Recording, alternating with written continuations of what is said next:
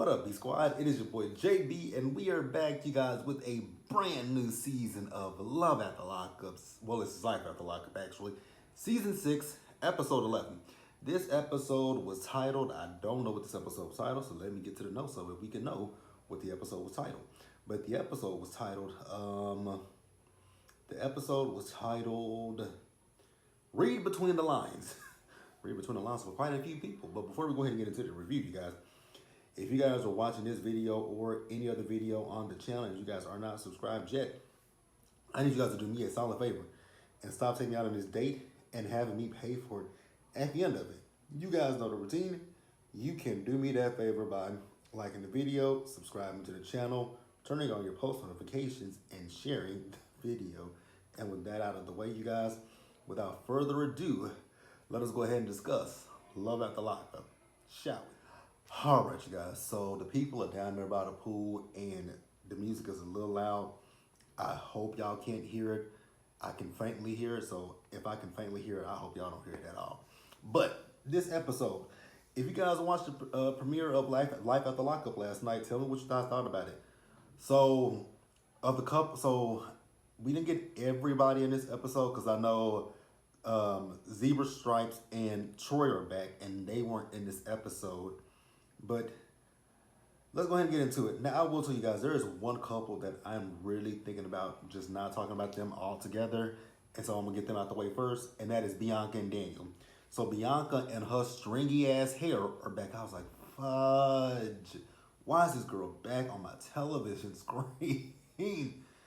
Bianca's one of those people that I said, why are they back? And we'll get to the other couple that I said, why are they back? So Bianca and Daniel. Now remember, the last time we saw Bianca and Daniel on Life After Lockup last season, they had broken up with each other. He was with another girl. Bianca was accusing him of abuse. But now they're together. They moved into a new apartment, but they ain't got no fucking furniture. And I was like, okay, who cares? Whatever, right? So Bianca's hair. This girl still got this stringy ass split end having hair. I was like, oh, Bianca, I really wish somebody would tell you to cut your hair because your ends right here, they're very split. Like they are split, mama. That hair is not good. But then we see another interview with her. I was like, oh, she got a haircut and it looked better. Like she looks better when her hair is healthy because this stringy ass split end having hair ain't for her, right? Now we find out that Daniel is working. Daniel has a job, and Daniel also has a car. Now, in order for Daniel to get in his car and start the car up, Daniel has to do a breathalyzer. If you guys watched Real Housewives of Orange County, you guys saw last season where Shannon Bedore had to go get one of those installed in her car, right? So then we see him and Bianca going to this workout class. So this workout class is something that he found out from someone else. And I guess it's kind of like, you know, I was going to say commitment, but it's not. It's something where, you know, I guess if people are struggling with any kind of vices or addictions, they can go there for accountability, right? Or sober coaching, stuff like that. That's what it was given. We also found out that Bianca says that she stopped drinking because of Daniel and that she just didn't like how she felt when she was drunk. I was like, about damn time. Because I remember last season you got on my nerves when everybody was telling you stop drinking, but you wanted to drink because you know your limit. You was a grown woman, but you was a sloppy ass drunk. But neither here nor there. So that's that with them two. Now, when Bianca left to go meet up with Celeste. Now you guys know Celeste is Daniel's friend's fiance, right? And she's getting married. We also found out that she is, you know, having a baby. But Stringy Ends over here, she feels a way about it because of the fact that, you know, when Daniel got out of prison, she was just immediately expecting for them to get married and, you know, work on having a baby. Girl, that was unrealistic and that was dumb as hell to even think that, but okay, right? But she still feels a way about Celeste's fiance, which I can't remember what his name was, but she still don't see it for him. Her and Daniel got into it at one point because she was in one of Daniel's cousin's wedding in Iowa, I think she said. She went to the wedding, but Daniel didn't go to the wedding. Daniel was with his cousin that also don't really see it for Bianca as well. And so Daniel, back with the workout woman, whatever you want to call her, he told her he had a slip. I said, what kind of slip did you have? He said he slipped and drank some alcohol. I said, I'm not even shocked, to be quite honest with you. Dealing with somebody like Bianca would drive me to drink, and that's exactly what he said. Now, here's the thing. I'm not going to sit here and let you use her as a crutch and an excuse, Daniel. That I'm not going to do. Because you could have easily, you and her got into it. You could have easily left Bianca and went somewhere else and didn't have to have a drink. So I'm not going to sit here and let you blame Bianca for that. But I will say Bianca probably could drive you to doing it. But that's all I got for Bianca and Daniel. Like I said, going forward, we may not talk about Bianca and Daniel because I don't really care too much about either one of them. It ain't even Daniel. It's her. It's Bianca that I don't give a fuck about. But let's pause here and move on to the next couple, you guys. Why in the hell are Justine and Michael back on my TV? My God, Justine and Michael are back. Who asked for Justine and Michael? I will say something nice and very positive about Justine and Michael. Michael got a haircut. He looks better with the haircut. Justine looks great. The kids getting big, especially the babies. The babies are so cute. Then there are other kids. They're growing up like weeds and stuff. So it is good to see the family. But I didn't need to see them on my television screen to see that. If I want to really see them, I could go find them on social media. But I don't. Justine and Michael are the new Brittany and Marcelino. Now somebody could tell me in the comment section. Are not Justine, but are Marcelino and Brittany still together? Because the last time I heard something about those two, they were going through a divorce, and it was a messy divorce that they were going through. Y'all, WeTV, if y'all watching this video, me asking about them two don't mean I want to see them on my television ever again. I'm just putting it out on Front Street. Me asking about them don't mean I want to see them. But neither here nor there. Let's get into it. So, Justine and Michael. Oh God, Justine and Michael are so frustrating and irresponsible. Now, y'all have complained about taking care of these kids that y'all already have, right? Now, I will say this. They're not pregnant. Thank God about that. But now they're doing something even dumber than having another baby, right? Kylie, Justine's oldest daughter, is in college. Mel, Michael's oldest daughter, is getting ready to go to college. So now y'all got to figure out how to pay for tuition, books, and all that kind of stuff for these kids to go to college. And so Justine and Michael decided to sit down and talk about none other than these two having a wedding. I said, excuse me, a who? A what? A wedding? Why? Bitch, if y'all wait until these kids are good and grown and out, here's the thing. Y'all can have a wedding. Y'all can have a simple ass, y'all don't even need a wedding. Just have a party. Just have a party. Just have a minimalist party. So yeah, they want to plan a big wedding because, and again, here's the thing. What I will say about a wedding, it's fine to want to have a wedding, but have a wedding when you can feasibly afford it. Y'all can't feasibly afford this fucking wedding. Again, I'm going to repeat it one more time. You got two kids that are going to college. Potentially three, because is it Michael's oldest son or Justine's oldest son? One of the boys. They not far behind your daughter. They not far behind Mel. So y'all need to worry about y'all's kids instead of a fucking wedding. Here's what I will say. If you do want to have a wedding, save up for the wedding. You know what I'm saying? That's the smart thing. That's the more sensible thing and smart thing to do is save for a wedding. So Michael asked Justine, what does she think of a budget is for the wedding? She has the unmitigated gall and audacity to sit there and say $60,000. I said, I know you a $60,000 lie. Try $60. Go down to the fucking Party City which actually Party City is closing because they filed for bankruptcy. So don't go down to Party City.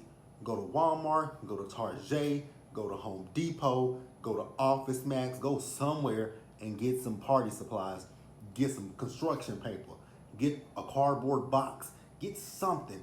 Girl, become DIY. Make a DIY wedding. I don't give a fuck. But $60,000 for what? For who? Who? No. Girl, WeTV ain't even paying that much. So then they had their friends over, and they told their friends about them wanting to have the wedding. Everybody's happy and excited for them, right? Then we see Michael done built a home studio I said, I know, not a home studio. Michael, you really have you not given up on Montana Mills? Sir, that pipe dream ain't going nowhere. I hate to be the bearer of bad news when it comes to that. That ain't going nowhere. Let it go. Now, if you want to produce and engineer for other people and write for other people, go for it. You may make more money that way, but your rap dreams, put them to the wayside. Put them in a box, tie the box up, step on the box, light the box on fire. Once the box gets to a ash, sweep up them ashes, put them in the bag, throw them in the closet, and that's what you should do. Let it go. Then Michael tells us that they have a luxury car rental service in Vegas. I said, say who? You got what? So when you come, so you expect for somebody to come to Vegas and rent a car from you after watching this show? Nigga, please. I'd be goddamn if I were to do some bullshit like that. I would be so fearful that car is hot. And if the cops were to pull me over and say, you're driving in a hot car, I'd be like, I have no idea. Sir, this ain't my car. This is not my car. I rented this. Let me ask a question, Michael. How you renting to these people? Like, you got a website? Because if it's on Craigslist and shit like that, then no. Or maybe, first of all, where are you getting these cars from? Is it like Turo? Because that's what I'm not. Either way it go, I would say I'm Gucci. You keep that. Hell no. Don't want it. Wouldn't drive it. I wouldn't drive it 5 miles. I wouldn't drive it out the driveway. I wouldn't drive it out the parking lot. So now Michael wants to come up with open up a barbershop. I said, Michael does with Michael, it's always a get rich quick scheme. That's all I ever get from Michael. And you guys know I do like Justine and Michael. But it's always a get rich quick scheme. What happened to your tennis shoes that you were selling for like $200? What happened to them shoes, Michael? Because I ain't forgot about them ugly ass shoes that you were selling when you were in prison. So what happened so you had them shoes, now you got this car rental business, now you want to do a barbershop that is unisex for women and men. Michael, you do know that that's a lot of money.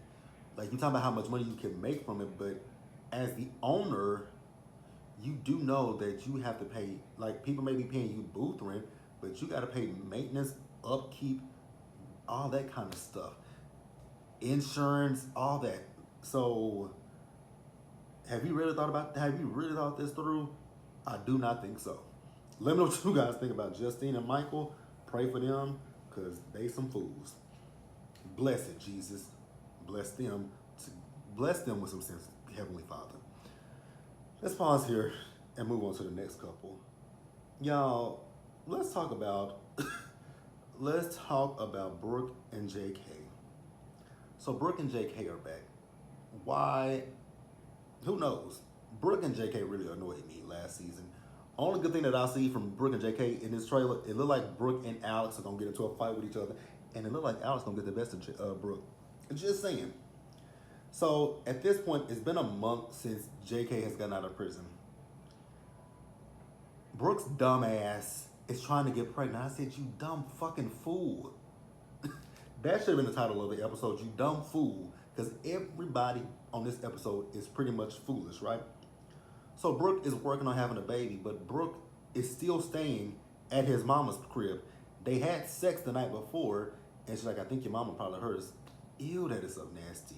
But whatever, right? So he asked her at one point, like, are you still tracking me? She's like, I don't know. He was like, that's stupid. I was like, here's the thing, JK. I agree with you. That is stupid to track you. Because if, like I said numerous times before, and I'm gonna repeat it one more time, if you can't trust your partner, what is the purpose of you being in a relationship with them? Now on to you, JK. You need to stop being a chicken shit and tell Brooke, yeah, I still got feelings for what's old girl's name again, y'all? What's that girl name? Alex. Like, tell her you got feelings for Alex, or you had unresolved issues with Alex. I don't give a fuck. Be honest with her. So then, Brooke left, said she going to work. I said, okay, that's one of the smartest things you've said all episode. But she gonna go see her boys before she go to work. The smartest thing I've heard you say since we met you in Love After Lockup. That is the smartest thing you said, is you going to see your boys and going to work. We're going to put a pin in that, though, because we're going to come back to that in just a minute. Now, when she left, JK and his mama had a conversation. His mama is still trying to be the voice of reason with him, telling him, you don't need a baby. Now, unfortunately, yeah, it's unfortunate because, again, these two didn't need a baby because I remember at the end of last season of Love After Lockup, didn't they say that she's pregnant by him currently, or was pregnant by him currently? But neither here nor there. Neither here nor there. So, what the fuck am I talking about? JK and Brooke. Where was I going with that point? I don't remember. I'm sorry, you guys, because something came across my, because y'all know, we were talking, our Big Brother chat, they were telling who won the power of veto, and that sidetracked me. What was I talking about? It'll come to me in a minute. So we're talking about JK and Brooke. She's pregnant. I don't know where I was going with that, the train of thought. It don't matter. I think she's dumb. Now, we see as Brooke take her stupid ass down to where JK's friend works, who is her roommate, right? So Brooke is talking to that girl, telling her, I can't pay your part of the rent, your part of the bills and rent and mine. I need yours in full. So then she was like, if I tell you something, are you more loyal to me or to JK?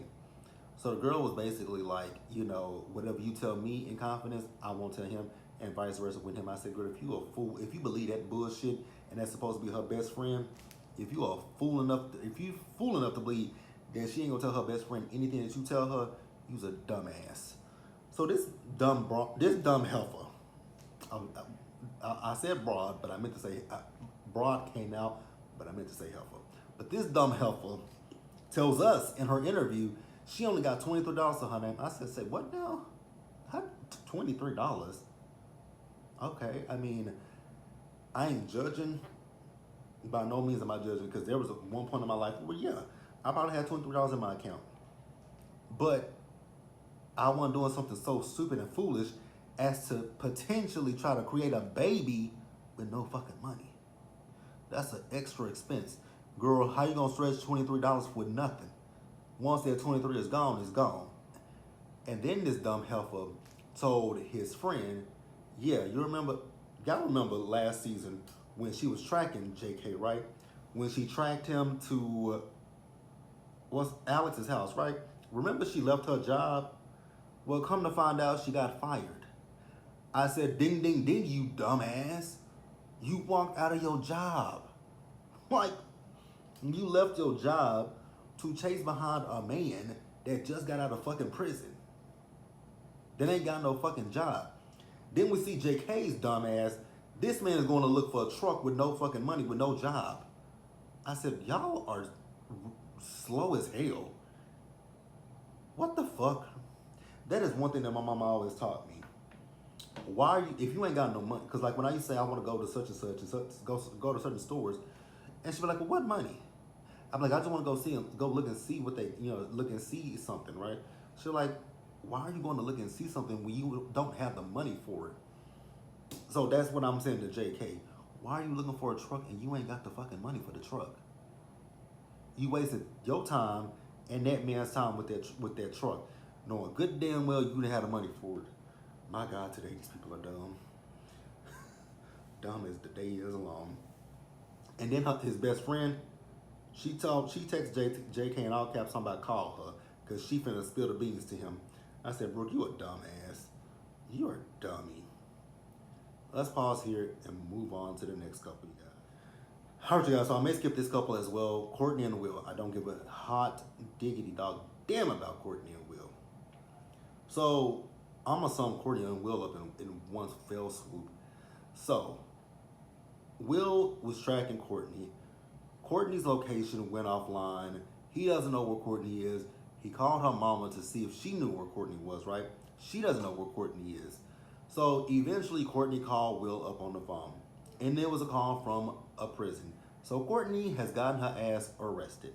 Now you might ask yourself, well, why did she get arrested? So Courtney got arrested because I guess, is she in the halfway house? I think she's in the halfway house, right? So she went back to check in and they asked her, do you have anything on you that you should not have? And she did.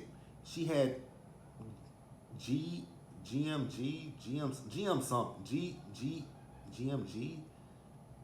whatever the hell she had. It's a drug. And they threw her ass back in prison. So she telling him that I may be getting out of jail in a day or 6 months. Then she asked him, like, you know, are you gonna put money on my books? Girl, fuck no. The fuck? Put money on your books. So that's it with Courtney and Will. Y'all got any, if there's anything else y'all want to discuss when it comes to Courtney and Will, feel free to leave it in the comment section below. But honestly, I don't give a damn. Pausing here and moving on to the next couple. All right, guys. So next, let's move on to another couple that this is like their third. This is the third time that we saw this one. Leticia and Keith. Now y'all remember, we met Leticia, I think in Love during Lockup. I forget which season it was. We met Leticia in Love during Lockup, I feel like it. Then she came to Love, oh yeah, she was in Love during Lockup. Then she came to Love after Lockup. Because y'all remember that man with the missing side tooth? The one that told her that they can get Keith out of prison with that law that had got changed, but he was a paralegal and he was lying to Leticia and he took, quote unquote, took their money. I think that was bullshit because I think Leticia knew that Keith wasn't getting out of prison. So Keith now is officially getting out of prison. Leticia, now what I will say is Leticia, I think Leticia watched what everybody said about her last season and her hair, because she came back with she got a slick back and a ponytail. Because y'all remember last season she had them flyaways and her hair wasn't blended well. So because she even said it, she wasn't doing her, she said, I was so depressed or so sad and whatever that I wasn't cleaning my house. That's nasty. I wasn't doing my hair. We could tell. So Keith is getting out of prison. She also mentioned the fact about her tech. Remember, she also has a case against her too. She said she's pled innocent, innocent, and her tax business is still running smoothly. I wouldn't have you do my taxes if you were the last tax preparer on the face of this earth. The fuck no. So we see her. So she's going to go get Keith at a bus station, right? So she done rented a limo, and she got on this trench coat with lingerie up under it. I was like, what is the weather for this? Fuck the lingerie. What's the weather for this hot ass looking trench coat? Is it cold outside? And it didn't look like it was cold outside. So I know your coochie was sweating and your titties was sweating. In a hot ass trench coat, and it's black at that. And the sun is out. Girl, I know your shit was on. I know your ass, titties, and coochie were on fire. But neither here nor there. Now Keith, I was looking at Keith. I was looking at his mouth. Because he got them gold fronts in his mouth. I was like, are those fronts or is that a grill? Because in his interview, he ain't got it in his mouth. What I will say to you, Keith, is keep them dingy ass looking golds out your mouth. You look better with your regular teeth. Them gold fronts, I don't know if them fronts are a grill or if it's or if they were oh God. When I see, and this is nothing, this ain't against Keith, this just in general, when I see niggas who get that gold stuff, get permanent golds on their teeth, I'd be like, why? Because then years later, you're gonna have to get them things taken out. Because and like look at Trick Daddy, when he got his taken out, his teeth were rotten, and I'm pretty sure his breath smelled like hot ass. But neither here nor there. But Keith is out, so congratulations, Keith. Congratulations. And again, I wouldn't take. Yeah. Good luck to you, Leticia, with your case. That's all I gotta say. So let's pause here, you guys, and wrap up the episode with the last, not even couple, throuple. But let's pause here and move forward. Y'all, Kiana, Demadric, and Joella are back. I was like, what the fuck? Joella, let me talk. I just want to talk to Joella real quick. Joella, if you're watching, come a little close. Let's have a conversation, beloved. I want you to want better for yourself. Because you said in your interview that it must be the coochie. I said, not. You are subjecting yourself to your coochie for this nigga? Ma'am, no, don't do that. You're a pretty girl, minus this ugly ass blonde wig with no roots on it. Take the wig, take that ugly ass wig off. But other than that, Joella, you are a very pretty girl. You deserve so much better than a fuck nigga like Demadric. Demadric is using them kids to have access to your cookie jar. Cut it off. Because he clearly is going back and forth between you and Kiana. But the difference is with Kiana, he wants to sit over there and play house with Kiana. With you, he want to come over here and play family with you and just fuck on you. But then he lied to his girlfriend, Joella. I want you to, like, because you talking about it must be the coochie. No, it ain't the coochie. It is the coochie, but it wouldn't be the coochie if you didn't give him the fucking coochie. Cut it off. I don't give a fuck if the dick is good. Cut it OFF. Hear me again, Joella. I want you to want better for yourself, and I want you to have higher self-esteem, and I want you to have higher standards than what you do have. Because there is somebody out there for you. It's not him, but there is somebody out there for you.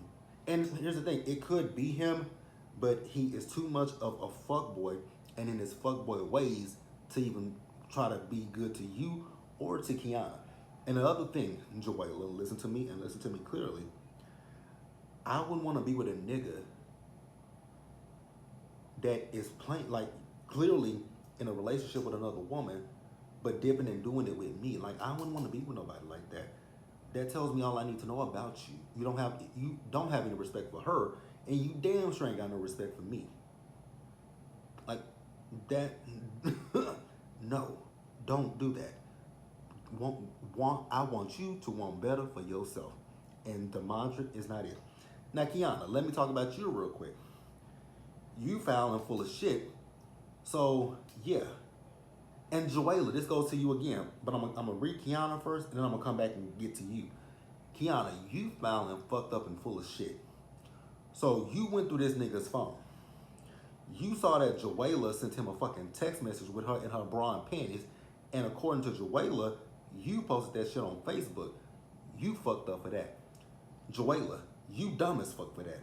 You know that this man is doing something with this woman. Don't send him a bitch ass thing. Definitely not something like that. Like, so as much as I want Joella to want better for herself, Kiana, I definitely want you to want better for yourself with your 2 kids. Girl, what the fuck? This is dumb. This is dumb as fuck. So we see that he is staying with Kiana. He done moved back in. He driving her car. Kiana, you a dumb fool. You are a fool. A fool, a fool, a fool, a fool. You letting a nigga drive your car to go see another woman. Because, you clearly know he's doing that.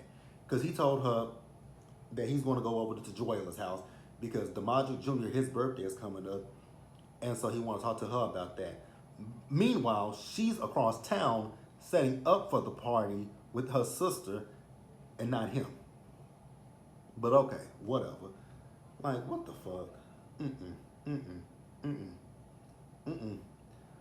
I want both of these ladies to want better for themselves because this ain't it. Mickey Mouse and his, you know, y'all remember when we first met him in his picture last season, he had them two Mickey Mouse ears on the top of his head. Yeah, this ain't it. This ain't it. This is not it. So that's the episode, you guys. I want you guys to tell me what you guys thought about it in the comment section below.